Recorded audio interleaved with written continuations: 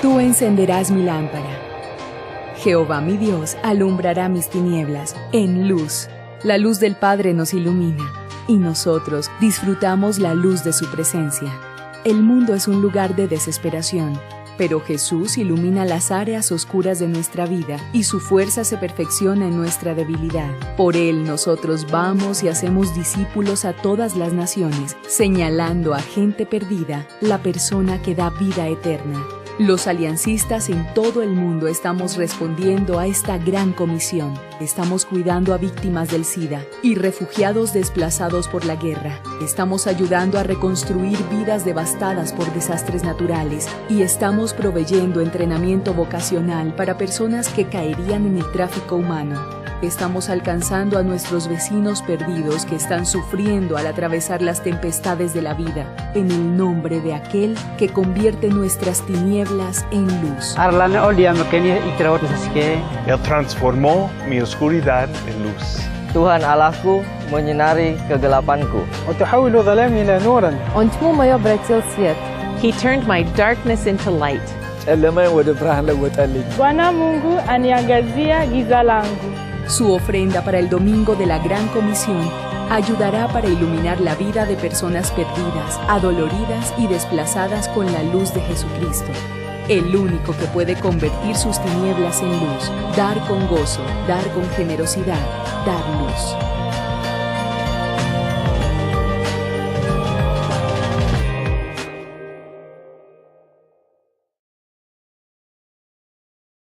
Así estamos en el capítulo 15 de la historia. Es interesante, parece que fue los otros días que iniciamos este estudio, que corre o quiere llevarnos el estudio a través de toda la palabra de Dios, desde Génesis hasta Apocalipsis, que nosotros entendamos que paralelamente corren dos historias. Una historia secundaria tiene que ver con nosotros, con nuestras luchas, nuestro levantar, nuestras caídas, nuestros tropiezos, nuestras dificultades. Pareciera que aquí en esta historia secundaria las cosas no tienen sentido, pero por encima de una historia secundaria hay una historia primaria, es la historia de Dios. Dios comenzó a escribirla desde el libro de Génesis y ha ido escribiendo a través de las edades y Él sabe cómo va a terminar la historia. Curiosamente, unas pocas personas que vivimos aquí en la historia secundaria, nos damos cuenta de la historia primaria y alineamos nuestra historia a la historia de Dios. Y esos pocos son aquellos de los que Pablo, hablando de ellos, decía: a los que aman a Dios, todas las cosas obran para bien. Así que es interesante, ¿verdad?, el proceso que hemos ido desarrollando. Nos quedamos la semana pasada hablando acerca de ese momento en que el reino de Israel se desgarró en dos. La división llegó, no quiero decir gracias a, sino como consecuencia de las decisiones desatinadas del hombre más sabio de su época. Es interesante, ¿verdad?, que el hombre más inteligente que haya dado la historia cometió las decisiones o tomó las decisiones más tontas y más necias que persona alguna pueda tomar.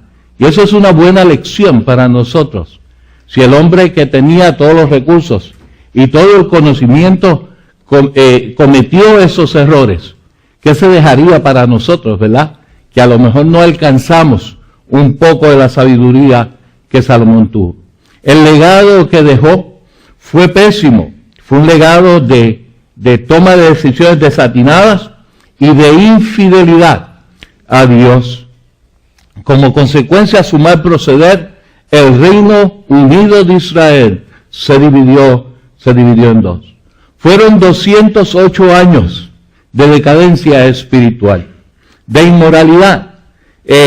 Durante ese periodo de tiempo, durante esos 208 años, ambos reinos, en forma combinada, tuvieron 38 reyes. En el reino del norte, que inició con aquel hombre llamado Jeroboam, ¿te acuerdas? Hablamos la semana pasada de él, en el reino del norte nunca hubo un rey bueno. Todos los reyes del reino del norte fueron personas que ofendieron y deshonraron el nombre de Dios. En el reino del sur solamente podríamos señalar de los reyes que tuvo el reino del sur a 5 reyes que de alguna manera trataron de acercarse a Dios. Estos reyes permitieron la maldad, permitieron la idolatría y realizaron cantidad de cosas que ofendían a Dios. Te hago una pregunta. Si tú hubieras sido Dios, ¿qué hubieras hecho con ese pueblo de Israel? ¿Los hubieras borrado del mapa? ¿Desaparecido por completo? La nación con la cual tú comenzaste una historia, la nación a la cual le dijiste al padre de esa nación, Abraham, haré una nación grande de ti, nación que vez tras vez se ha comportado vergonzosamente. ¿Qué hubieras hecho tú si hubieras sido Dios? ¿Hubieras comenzado de nuevo? ¿Esto se malogró? Borrémoslo, busquemos a otra persona. Te voy a decir lo que hizo Dios. Dios, durante ese tiempo, levantó profetas, mensajeros, que continuamente llegaron al pueblo de Israel, al pueblo de Dios, con el mensaje de Dios. Dios continuó enviando a sus siervos con ese mensaje para que hablaran en su nombre y que la nación se regresara a Dios, para que la nación regresara a una relación con Dios. En el reino del norte se levantaron 9 profetas durante ese periodo de 208 años. Su mensaje continuamente, recuerda, el reino del norte, Israel, nunca tuvo un rey bueno, nunca tuvo un rey temeroso de Dios. Así que vez tras vez, el mensaje de esos profetas era el mismo. Era un mensaje de arrepentimiento y de regreso a casa. Un mensaje de arrepentimiento y retorno a Dios. En el capítulo 15 de la historia, capítulo que nos toca estudiar hoy, se nos recuerda a 4 de esos profetas. Yo quisiera compartir contigo, y por qué no en algunos momentos, contextualizar la experiencia de Israel con la experiencia que hoy día tú y yo vivimos. El primero de los profetas que nos interesa, de los 4 que son mencionados en este capítulo, es Elías. Es interesante el capítulo 17 del primer libro de Reyes, ahí es que comienza nuestra aventura de hoy. Elías es conocido con este nombre, Elías Tisbita, o Elías de Tisbe de Galaad. Eso es todo lo que usted y yo conocemos de Elías hasta este momento. A partir de ese momento conocemos otras cosas más, pero cuando él entra al panorama de la historia, cuando él entra a escena, todo lo que sabemos de él es que era conocido como Elías Tisbita. Él se enfrenta al rey del momento, el rey Acab. Acab era el 7º rey de Israel. Y en este capítulo en particular, a partir del capítulo 17 del primer libro de Reyes, este hombre, este profeta de Dios, se enfrenta al rey de Israel, y le dice, va a ocurrir una sequía, la cual se cumplió, lo que dijo el profeta, porque por lo regular, cuando el profeta habla la palabra de Dios, siempre se cumple la palabra de Dios. ¿Quién era Acab? Aparte de ser el 7º rey que tuvo Israel. De todos los reyes del reino del norte, probablemente Acab se destaca por ser el peor. Por ser el más malo. por ser el más perverso, el más sinvergüenza, el más pagano, el más que dirigió a la nación a alejarse de Dios. Se casó con una mujer. Su esposa se llamaba Jezabel. Y hasta el día de hoy, el nombre Jezabel es asociado con todo lo que es maldad, con todo lo que es pecado. Esta mujer guió a Acab a alejarse de Dios, a dejar la adoración del Dios verdadero para adorar al Dios Baal y a los ídolos paganos de la época. No solamente se conformó esta mujer en dirigir al rey Acab a la idolatría, sino que persiguió a los siervos de Dios, ejecutando a muchos de ellos. En medio de esa situación, Elías se atreve a llegar a Acab y decirle a Acab: tú estás haciendo mal y estás dirigiendo la nación a la perversión y a la idolatría. Y se atrevió el profeta Elías a lanzarle un reto al rey Acab.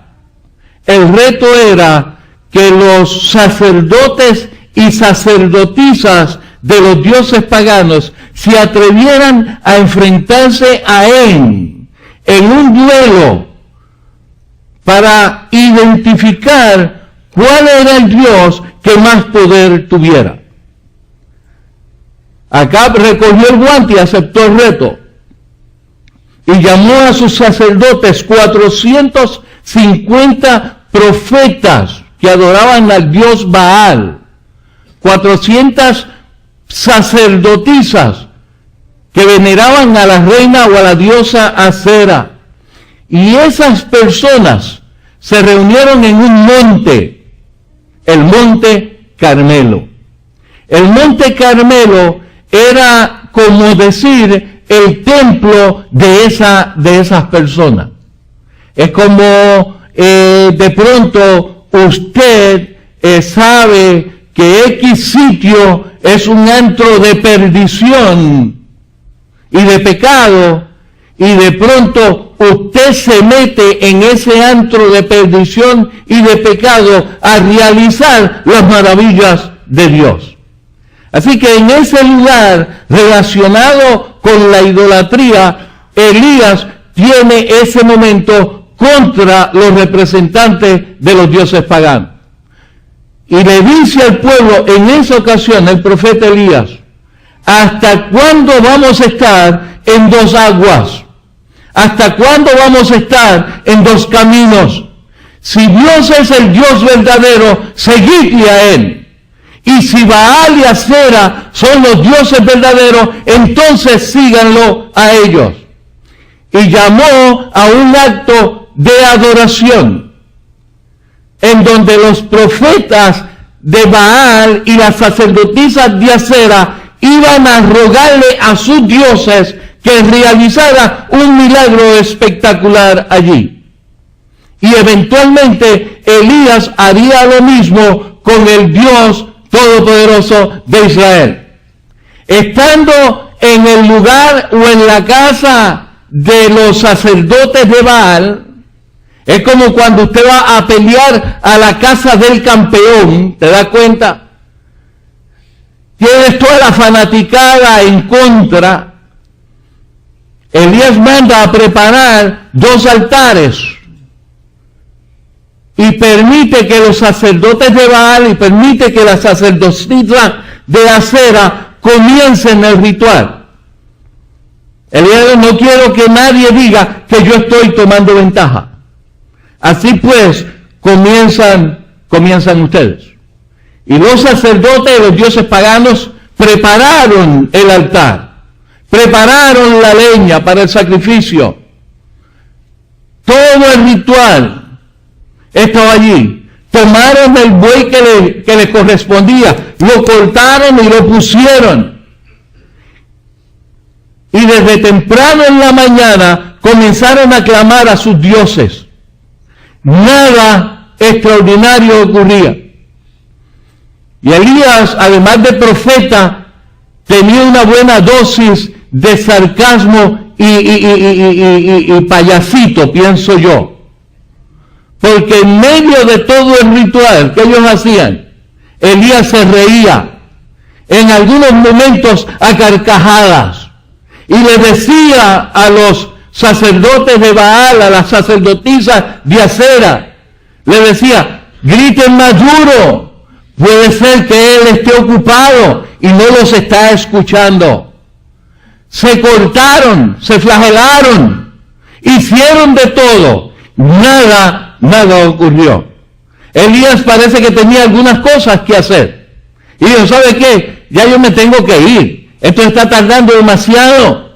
Así que ya ustedes tuvieron su parte. Permítanme a mí realizar la mía. Elías prepara el altar. Prepara el sacrificio. Toma el buey.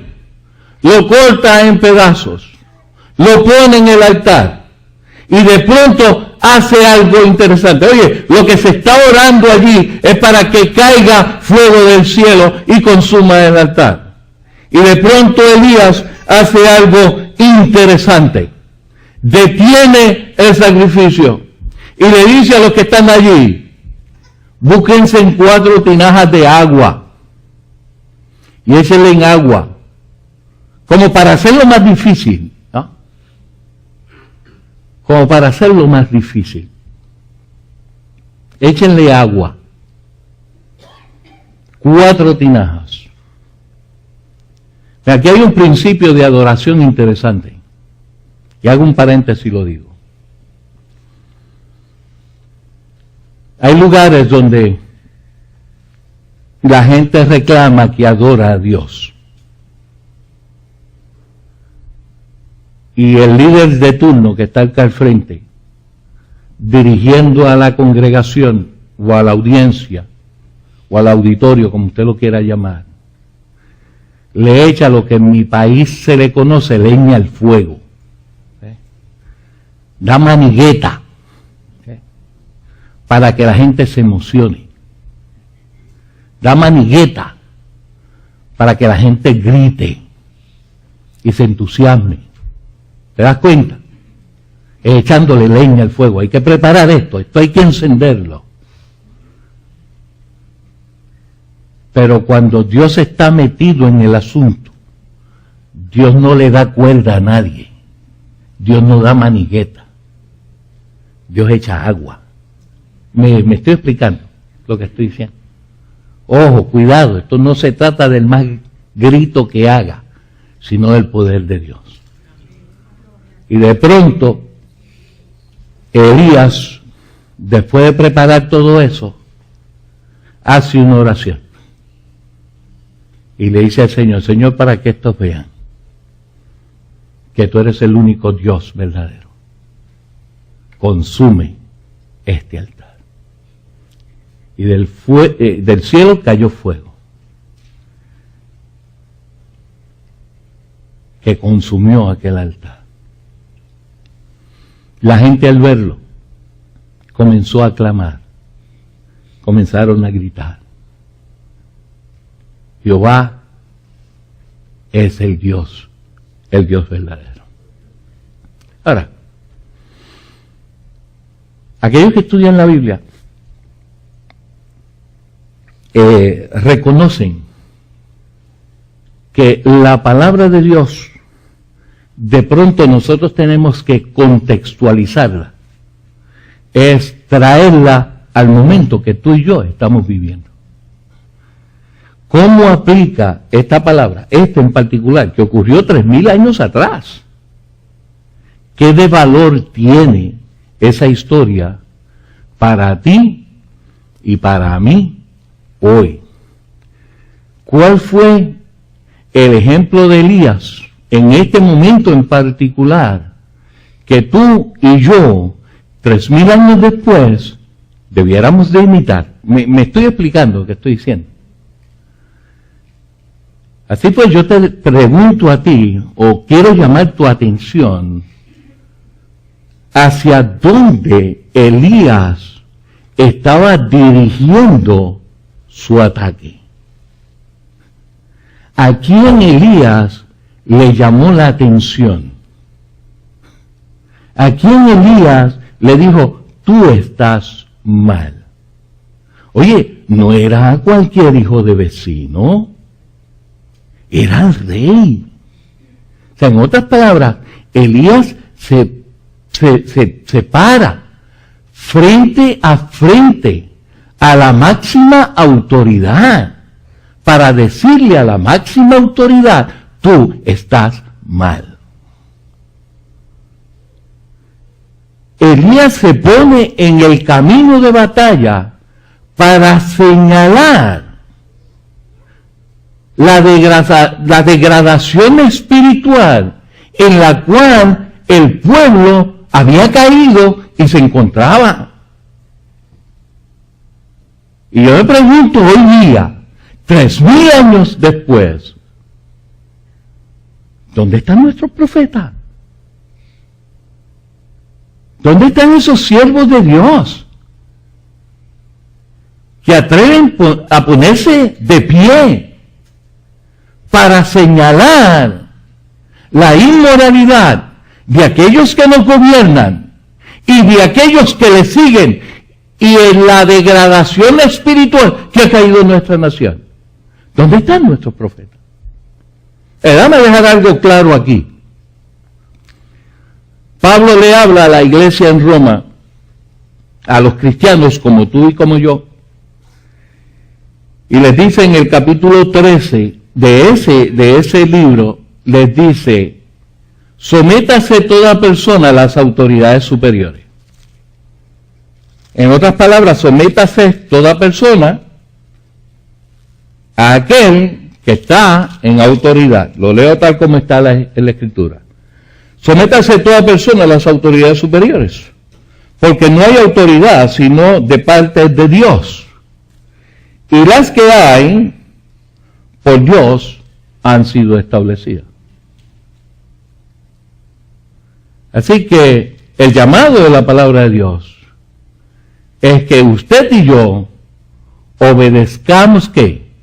Las reglas, respetemos las leyes. Ese es el llamado de la palabra de Dios. En los Estados Unidos no hay un rey, como pasaba con el reino de Israel, pero Estados Unidos tiene un presidente, y esta es la parte del mundo donde nosotros vivimos. Así pues, el presidente de esta nación merece de nosotros los cristianos que respetemos su autoridad. Él es el presidente de nuestra nación. Y debemos orar por él. Y debemos suplicarle a Dios que Dios le dé sabiduría. ¿Por qué? Pues porque la Biblia dice que si hacemos eso, podemos vivir en paz. Pero nosotros debemos obedecer las leyes siempre. O una pregunta que sería buena aquí, ¿cuándo nosotros como cristianos estamos autorizados a desobedecer a las autoridades? ¿Te das cuenta de lo que estoy diciendo? ¿En qué momento tú y yo como cristianos tenemos el aval de Dios para desobedecer a las autoridades? Pues mira, la Biblia nos da la respuesta. Usted y yo no estamos obligados a sujetarnos a la autoridad gobernante cuando la autoridad gobernante solicita de usted y solicita de mí que hagamos algo que contradice la santidad de nuestro Dios y su palabra bendita. Cuando la autoridad en su actitud prepotente hace eso, el pueblo de Dios está en todo su derecho de desobedecer esa ley. Veamos ejemplos en la Biblia. ¿Te acuerdas de Sadrach, Mesach y Abednego?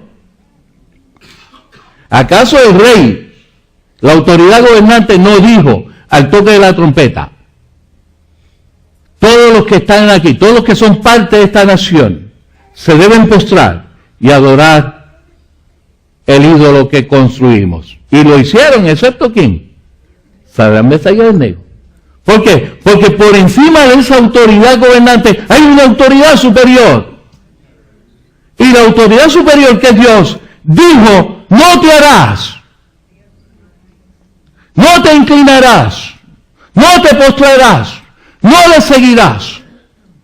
Así que de pronto ahí estaban Sadrach, Mesach y Abednego. ¿Qué hacemos? ¿Obedecemos esta autoridad gobernante o obedecemos una autoridad que es mayor? Y se atrevieron a ponerse frente al rey. Y le dijeron a Nabucodonosor, ¿sabes qué, Nabucodonosor? Nosotros reconocemos una autoridad que está por encima de ti. Y nos vamos a postrar.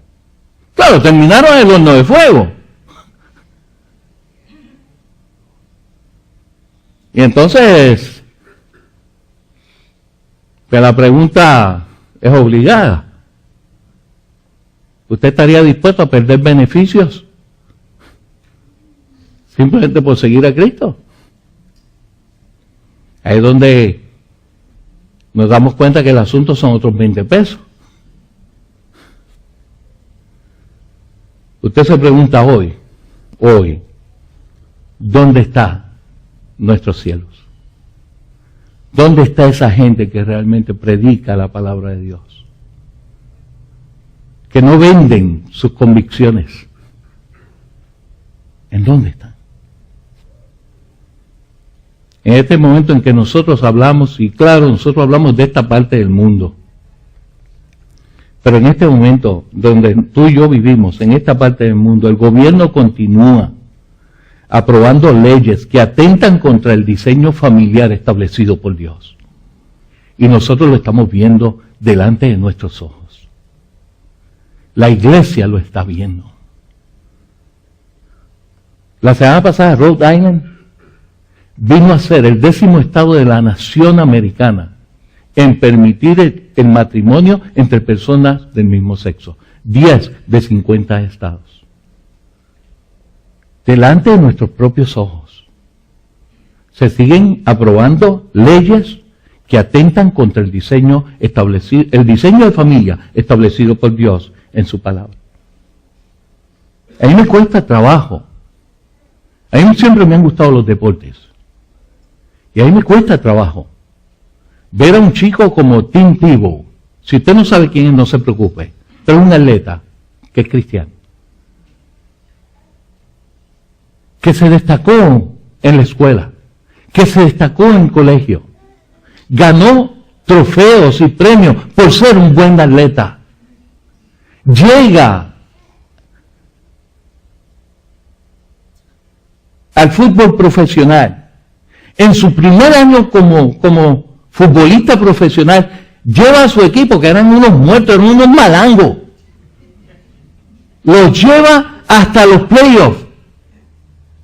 Cargó ese equipo él solo. Y hoy día la gente dice, no, es que no es tan bueno. No, es que estábamos equivocados.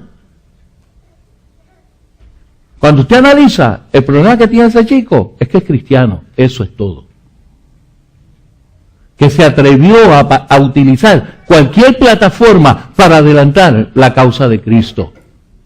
A un chico que hace 2 años atrás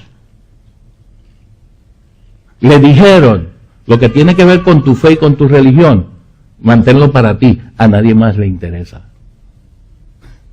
¿Puedes creer eso? Está sin equipo ahora mismo. Entonces de pronto usted tiene un chico así, con unos valores, procurando hacer el bien, se le cierran las puertas.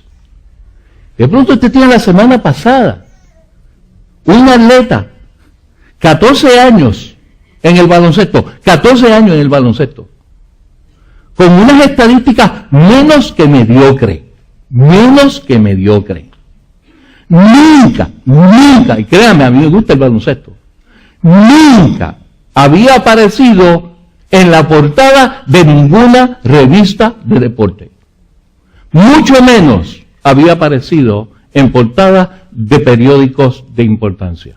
La semana pasada, este hombre, 14 años, en el baloncesto, hace una conferencia de prensa para decir 3 cosas. Juego baloncesto, soy negro, soy homosexual. Y de pronto apareció en esa semana en todas las portadas de revistas deportivas.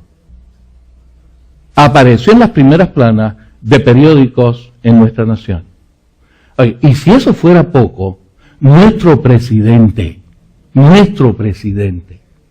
lo llamó para felicitarlo por haber realizado tan alto acto de valor. Delante de nuestros ojos. Delante de nuestros ojos. Elías se atrevió a pararse frente a la autoridad máxima de su tiempo y a decirle, tú estás mal. Has llevado a la nación a una degradación. Y a los religiosos les digo, ustedes están mal. Y los voy a demostrar. Pero algo curioso ocurre en la vida de Elías. Hasta aún los más bravos, oye, porque hay que ser bravo para hacer lo que hizo Elías, ¿te das cuenta? Ese es bravo. Pero aún los más bravos tienen sus momentos de debilidad. Y después de esa victoria en el Monte Carmelo, en donde derrotó a los sacerdotes de Baal, a las sacerdotisas de Acera, Elías se entera que Jezabel le va a cortar la cabeza. Y entonces huye. Era como si Jezabel le hubiera dicho a Elías, te voy a callar la boca. Voy a callar tu voz. Tu mensaje no se va a escuchar más. Déjame decirle una cosa. Eso, asimismo, hoy, delante de nosotros, de nuestros ojos, está ocurriendo. Jezabel fue a Elías, nuestros gobiernos, a la voz de la iglesia. Es la voz de la iglesia la que esta nación quiere callar. Y si tú no te has dado cuenta, déjame decirte 2 ejemplos rapiditos. Porque hoy día ocurre lo mismo. A la iglesia se le está diciendo, vamos a silenciar tu voz. Hace un par de años atrás, usted sabe que el presidente de una nación, en términos de milicia, se convierte en comandante en jefe. Usted sabe eso, ¿verdad? Bien, pues nuestro comandante en jefe, hace un par de años atrás, declaró inconstitucional una ley y procedió a derrogar, a eliminarla, la ley que se conocía hasta entonces como Don't Ask, Don't Tell. Este acto en particular fue una contundente victoria para las organizaciones de los derechos civiles que están en contra y tienen su agenda bien preparada, están en contra de todo aquello que presenta el diseño de familia que avala la Escritura, que avala la palabra de Dios. Y usted se pregunta, ¿y eso qué tiene que ver? Bueno, tiene que ver mucho. Porque hace 2 semanas atrás, nuestro comandante en jefe aprobó lo siguiente dentro del campo de la milicia. En un impresionante, leo la cita de Fox News, en un impresionante ataque sobre los derechos de expresión religiosa de los soldados estadounidenses, se establece lo siguiente: cualquier soldado que profese el cristianismo, practique el proselitismo, esto no es otra cosa que le hable de Jesús a otro soldado, y practique el proselitismo, puede ser presentado a una corte marcial y el castigo puede ir desde encarcelamiento a bajas deshonrosas del ejército. ¿Qué te parece? Hermano querido, si usted cree, yo estoy en contra de la política. Yo no soy político, no soy ni demócrata ni republicano. Yo soy un siervo de Dios. ¿Te das cuenta? Pero si tú crees que en este país hay libertad de culto, realmente hay libertad de culto, tú estás viviendo en el país de Alicia y las Maravillas. O como dicen los muchachos, tú estás viviendo en La La Land. Porque la agenda está bien definida. El objetivo es silenciar la voz de la iglesia. Si de pronto tenemos a Elías, escondido en una cueva, cuando se enteró que Jezabel lo buscaba para matarlo. Y allí escondido en una cueva, Dios se le apareció. Y Dios le preguntó, ¿qué tú haces aquí, muchacho? Y Elías dijo estas palabras: he sentido un vivo celo por la presencia de Dios. Miren, eso es una manera bonita de decir, Señor, estoy asustado. ¿Te das cuenta? Señor, estoy asustado. Tuvimos una victoria sobre los sacerdotes de Baal, de Acera, y ahora Jezabel me anda buscando para matar. Y algo interesante ocurrió. Dios le dijo esto a Elías, y leo para ustedes, porque quiero leerlo tal como aparece en la Biblia.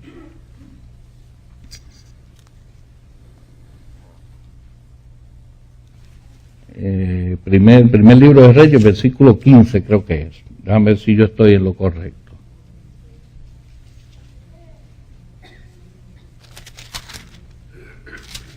Me perdí.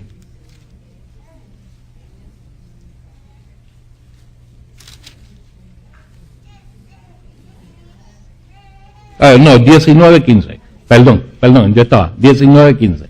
Vea, hasta a mí se me pasan, no tenga... Miren lo que Dios le dice a Elías, versículo 15 del capítulo 19. Allí en aquella montaña, Dios le dijo, ve, vuelve por el camino, regresa, ve por el desierto, y vas a llegar y vas a ungir ¿a quién? A Hazael por rey de Siria. A Jehú lo ungirás como rey de Israel, y a Eliseo lo ungirás como el profeta. ¿Sabe lo que Dios le está diciendo ahí a Elías? Regresa y continúa haciendo lo que estabas haciendo. Regresa, continúa haciendo lo que estabas haciendo. Oh, iglesia del Señor, el mensaje es el mismo hoy. Regresemos a hacer lo que como iglesia nos corresponde hacer. Salgamos de la cueva, atrevámonos a decir, Jehová, Dios de los ejércitos, ese es el Dios verdadero. Oh, pero el tiempo ha pasado. Y usted puede leer ese pasaje y decir, eso nada tiene que ver conmigo. Pero seamos honestos. A menudo adoramos dioses de nuestra propia elección. No lo decimos, pero lo hacemos. Gastamos tiempo, energía, dinero en cosas que no tienen valor eterno. Compare todo eso que usted hace con el tiempo y la energía y el dinero que le dedicamos a Dios. En la historia secundaria, en esta parte de la historia que nos toca a nosotros, con frecuencia, el Dios verdadero es echado a un lado y es sustituido por nuestros propios dioses. Aunque Dios no envíe fuego del cielo, Dios sigue siendo el Dios santo, el mismo Dios santo. A Elías le siguió otro profeta, se llamó Eliseo. Eliseo es reconocido en la Biblia como el profeta de la fe. Miren, después que fue llamado por Dios para el oficio de profeta, ungido por Elías, ¿te acuerdas? Él le dijo a Elías, yo quiero una doble porción de tu espíritu. La Biblia dice que fue a su casa, quemó todo lo que representaba su antigua vida y se dedicó a seguir al Señor. Yo creo que ese fue el origen de aquel coro que nosotros cantábamos. Hubo un cambio cuando a Cristo conocí y las cosas que yo hacía ya no las hago más. Literalmente él fue a su casa y quemó todo lo que representaba su antigua vida. Su nombre significa hombre de Dios. Eliseo significa el santo hombre de Dios. Y así lo conocieron en la vida práctica. A propósito, ¿cómo te conocen a ti? ¿De qué manera la gente habla de ti? Cada uno de sus milagros, los milagros que realizó en el nombre del Señor, ilustran casi todos lo mismo. Dios está dispuesto a suplir nuestra necesidad si nosotros creemos en Él. Cada uno de sus milagros ilustra eso. Dios está ahí, siempre ha estado ahí para nosotros y puede satisfacer tu necesidad si tan solo tú le crees. Un par de ejemplos nada más sería suficiente aquí. Uno de los más notorios es el caso de la viuda, ¿te acuerdas? Él llega donde ella, aquella viuda se había quedado sin nada, iba a perder lo poco que tenía, y él llega y le dice, ¿qué es lo que tú tienes? Dentro de lo poco, de lo que tú dices que no tienes nada, ¿qué es lo que tú tienes? Y ella le dijo, bueno, tengo un poco de aceite. Y dijo, pues vamos a hacer algo. Comienza a buscar jarras. Busca jarras. Y yo imagino que aquella mujer le dio a sus hijos, consíganme unas jarras. Y las trajo donde el profeta. Y Eliseo le dijo, eso nada más, busca más. De donde el vecino. Y a lo mejor fue donde el vecino. Y trajo jarras. Busca más. Y yo imagino que toda la sala se llenó de jarras. Y empezaron a echar el poquito aceite que ella tenía en las diferentes jarras. Y las jarras comenzaron a llenarse. Y yo no sé, ¿cuántos han leído esa historia? Yo no sé si usted se ha dado cuenta al leer esa historia que ella primero se quedó sin jarras antes de quedarse sin aceite. No salió más aceite porque ella se quedó sin jarras. Nuestro Dios es el Dios que suple, si nosotros le creemos. En esta nación donde tú y yo vivimos, no debemos olvidar eso. Dios es el Dios que nos suple. Yo no dependo de las ayudas del gobierno, si las recibo. Yo dependo de Dios. ¿Te das cuenta de lo que estoy diciendo? Claro, yo podría mencionar otro de las historias de Eliseo. La de Naamán el sirio es altamente conocida. Te voy a mencionar una segunda que casi nadie lo sabe. Usted sabe que Eliseo hizo milagros parecidos a los que Jesús hizo en su ministerio terrenal. Uno de ellos, bueno, la gente tenía hambre, él andaba con 100 personas, tenía hambre, oró a Dios y 20 panes de cebada que él tenía fueron multiplicados para dar alimento a aquellas 100 personas que estaban allí. Jesús hizo un milagro similar para alimentar a muchos más. ¿Cuántos milagros de él podríamos mencionar? En todo el Antiguo Testamento es la persona que más milagros realizó. Pero su mensaje siempre fue el mismo. Dios satisface nuestras necesidades si nosotros tenemos fe para creer que lo imposible Él lo puede hacer posible. ¿Qué debo hacer entonces, de acuerdo al relato o la vida de Eliseo? Es aplicar en mi vida la palabra de Dios. ¿Te acuerdas cuando vimos a Abraham aquí? ¿Te acuerdas? El asunto con Sara. Y yo dije aquí, pareciera que toda esta historia se reduce a una frase muy simple. ¿Le creo a Dios? ¿Le creo a Dios?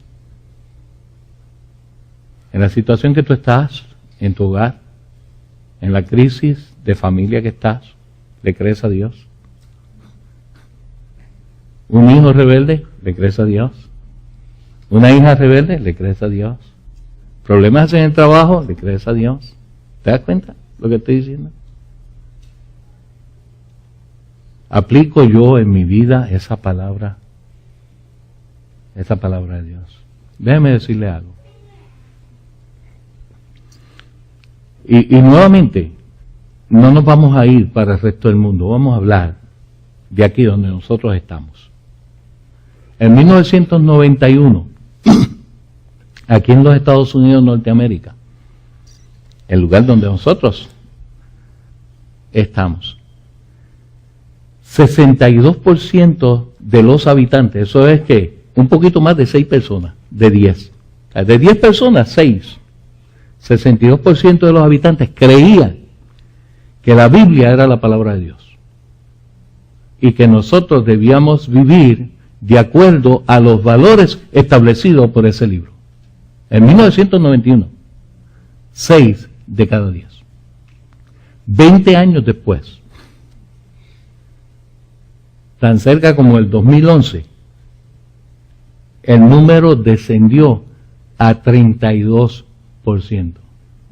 En otras palabras, 2 años atrás, 3 de cada 10 personas en los Estados Unidos de Norteamérica creen que la Biblia es la palabra de Dios y que nosotros debiéramos vivir de acuerdo a los valores establecidos por él.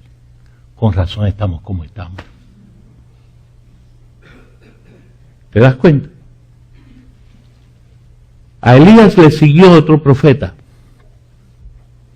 Amós, el profeta Amós. Es reconocido en esta clasificación de profetas como el profeta del temor, el profeta de miedo, porque prácticamente sus mensajes lo que infundían era terror en el corazón del pueblo, pánico. Y créame que usted lee ese libro y usted se asusta también. 3000 años después, usted lo lee y se asusta. Amós no es muy famoso. De hecho, yo creo que a lo mejor para algunos de ustedes es la primera vez que escuchan ese nombre. Y ni sabían que en la Biblia hay un libro que se llama Amós. Pero sí lo hay. Y en el capítulo 5 de Amós, interesante unas cosas allí que a mí me gustaría compartir con usted. Capítulo 5, versículo 6. Leo rapidito para ustedes. Miren lo que este hombre dice: buscad a Jehová y vivid, no sea que acometa como fuego a la casa de José y los consuma sin haber en Betel quien lo apague. ¿Qué es? Deja la poca vergüenza. Da la poca vergüenza, acércate a Dios antes que te castigue. Miren el versículo 14 de ese mismo capítulo 15. Buscad lo bueno y no lo malo para que viváis, porque así Jehová, Dios de los ejércitos, estará con vosotros, como tú dices que Él está. Así que si tú dices que Dios está contigo, más vale que estés haciendo las cosas bien. Porque si no estás haciendo las cosas bien, Dios no está contigo. Estará cualquier otro, pero Dios no. Oye, ¿qué te parece este menú mensaje duro?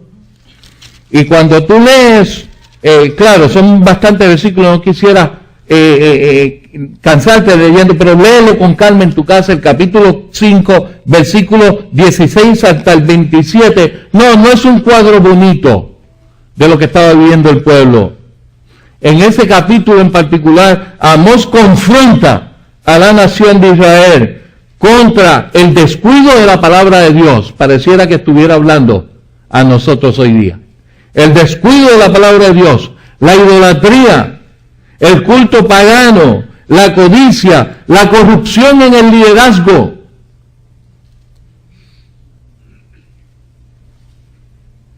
En fin, cantidad de cosas vergonzosas. Sus palabras infundieron terror en los corazones de las personas, como todavía hoy día la palabra de Dios infunde terror en el corazón de aquellos que caminan lejos de Él. Pero déjeme decir algo, el temor es realmente una buena cosa. El temor es una buena cosa. El temor impide que usted se siente en una hornilla caliente. El temor impide que usted juegue neciamente con un animal salvaje. El temor impide que usted cruce la I-4 cuando todos los autos están pasando a 70, 80 millas. Así que el temor de pronto puede tener un efecto bueno. Déjame decirle una cosa, una buena dosis de respeto, de reverencia, de santo temor a Dios, es lo que le hace falta a esta nación.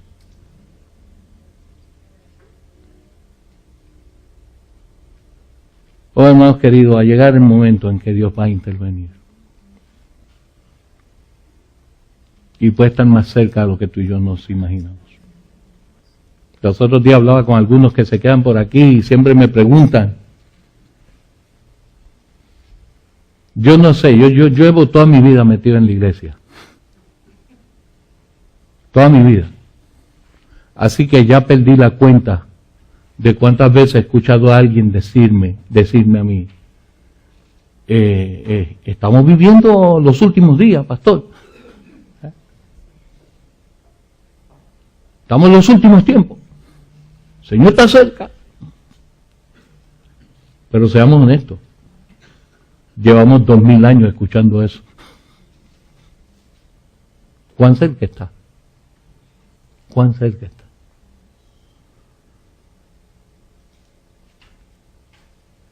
Hasta 50 años atrás, o 40 años atrás, o 30 años atrás, usted leía algunos pasajes bíblicos y usted se rascaba la cabeza. ¿Cómo será eso? ¿Cómo será eso? Ya yo perdí cuenta de las veces que yo he visto películas que tienen que ver con el rapto, con la segunda venida del Señor, con la gran tribulación. Yo perdí cuenta de las veces que he visto esas películas. Y siempre la misma pregunta, ¿cómo será eso? ¿Cómo será eso? Y una de las cosas que intrigaba a la gente durante los años, durante los siglos, es ¿cómo sería la marca de la bestia? ¿Cómo será eso? Y la gente rascaba. ¿Cómo será eso? ¿Cómo será eso? Pues mire, déjeme decirle, nuevamente, yo no estoy hablando del resto del mundo, estoy hablando de aquí donde nosotros estamos.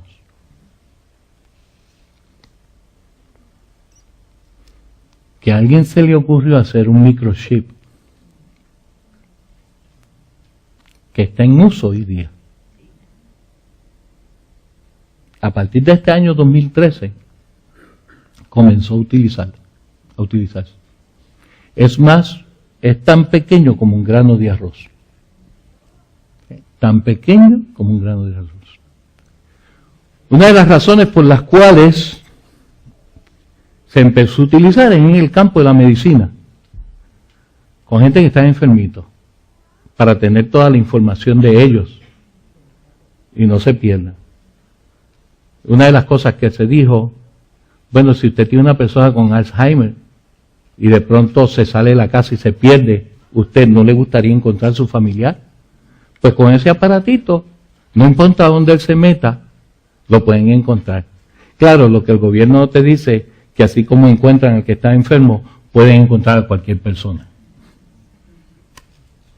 Y en este año 2013, ese microchip, que tiene toda la información del individuo en los Estados Unidos, es opcional ponérselo. En el año 2017, dentro de casi 3 años y medio, va a ser compulsorio. Todos los ciudadanos de esta nación tienen que tenerlo. Óigame, escúchenme bien. Yo no estoy diciendo que el microchip es la marca de la bestia.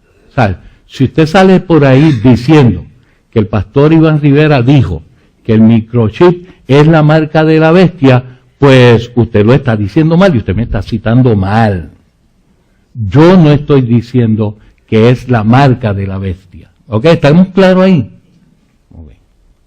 Pero hay dos cosas con ese microchip que a mí me ponen a pensar. Número uno, me está curioso, nada más eso, me está curioso en la parte de nuestro cuerpo que va a ser puesto.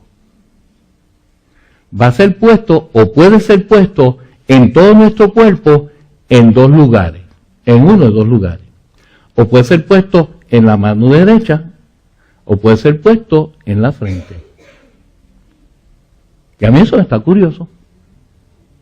Porque hace 2000 años atrás, el apóstol Juan, que no tenía internet, que no tenía satélites,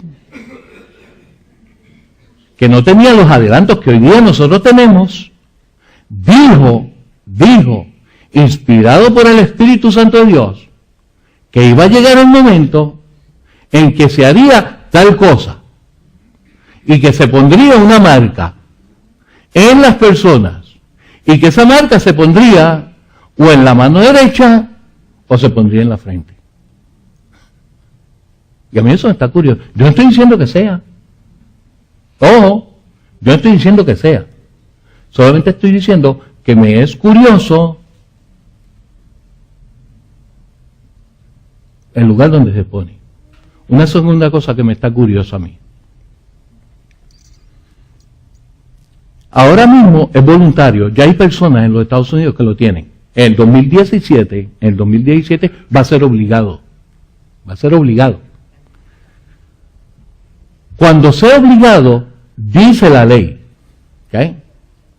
Dice la ley, que para usted recibir beneficios del gobierno, o recibir beneficios de cualquier corte o índole, usted tiene que tenerlo. Y si no lo tiene, usted no puede recibir ningún tipo de beneficio. ¡Wow! Y a mí me está curioso. ¿Por qué me está curioso? Porque hace 2000 años atrás, y ya usted me escuchó decir, Juan no tenía nada de los adelantos que nosotros teníamos, pero estaba conectado con Dios. Y Dios le dijo, escribe estas cosas. Juan dijo 2000 años atrás,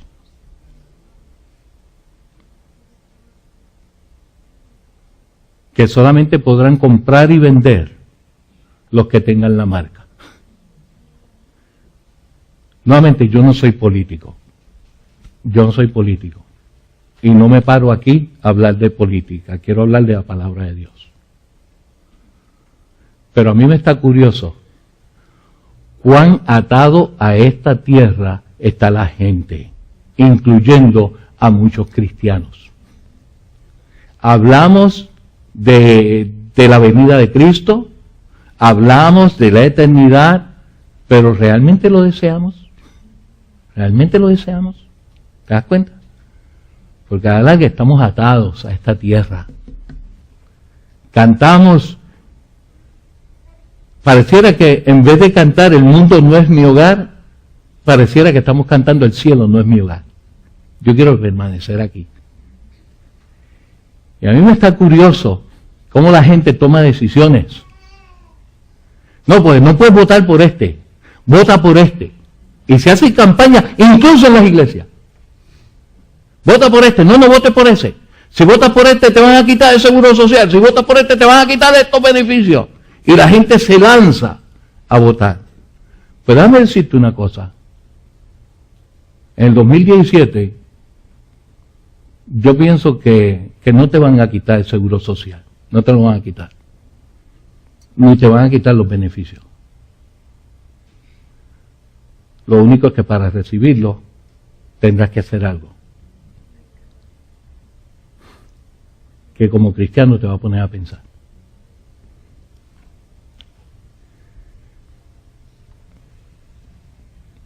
Esa es nuestra historia.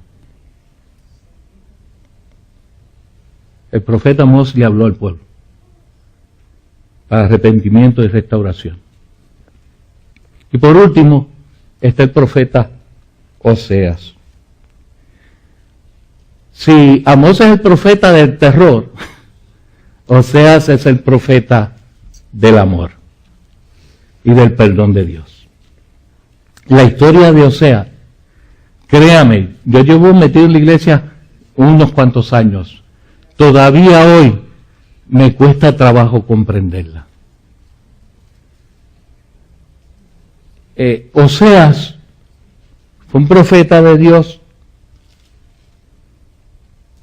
Israel, el pueblo de Dios, no respondía al mensaje de Dios, seguía detrás de los dioses paganos, seguía adorando dioses que no debía adorar, seguían en un estilo de vida desordenado, vergonzoso, y de pronto en medio de toda esa vida vergonzosa que el pueblo vivía, Dios levanta un hombre y se llamó Oseas, y le dice a Oseas estas palabras: Oseas, busca una prostituta y cásate con ella.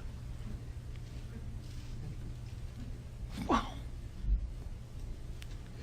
Mire, a mí no me sorprende mucho que Dios le haya dicho a Oseas, búscate una prostituta y cásate con ella.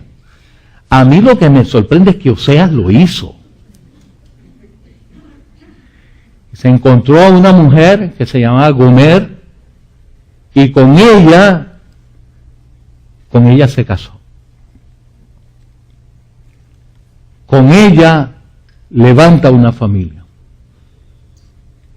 Tuvo sus hijos.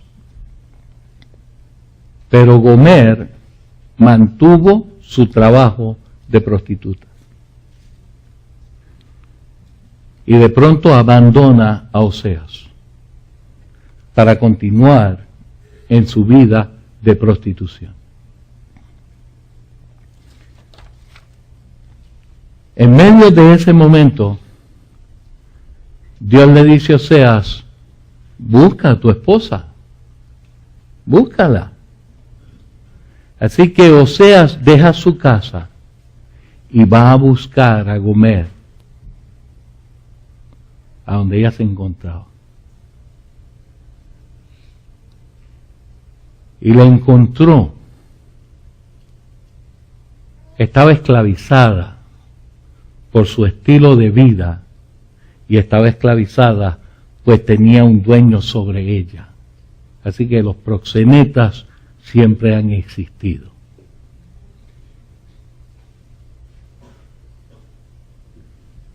Y Oseas metió la mano en su bolsa y sacó dinero y pagó por la libertad de Gomer, su esposa prostituta, su esposa infiel.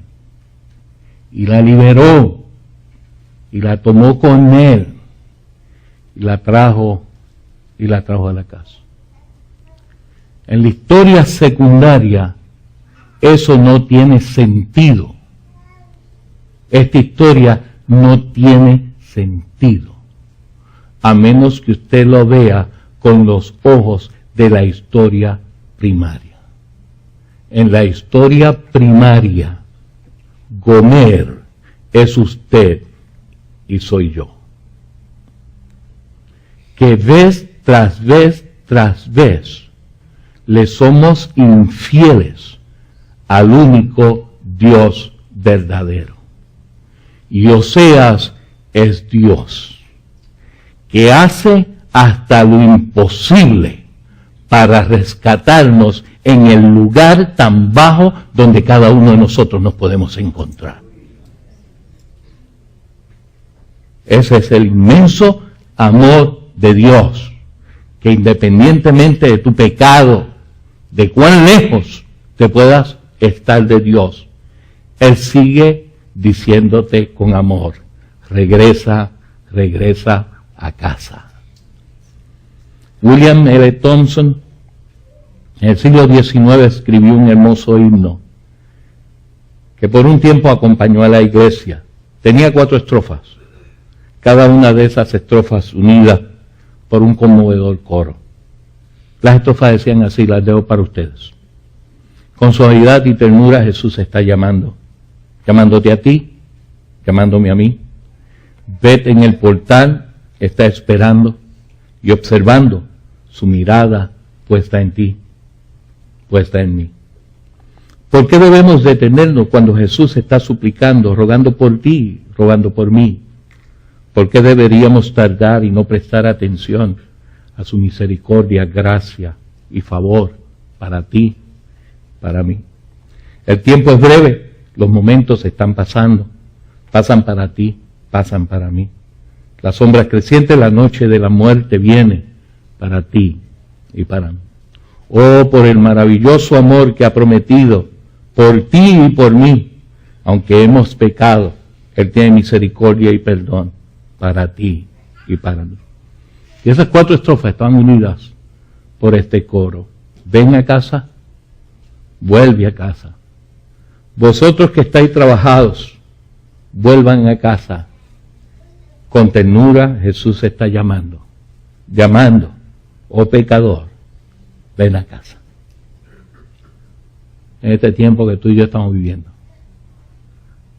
en medio de tanto pecado,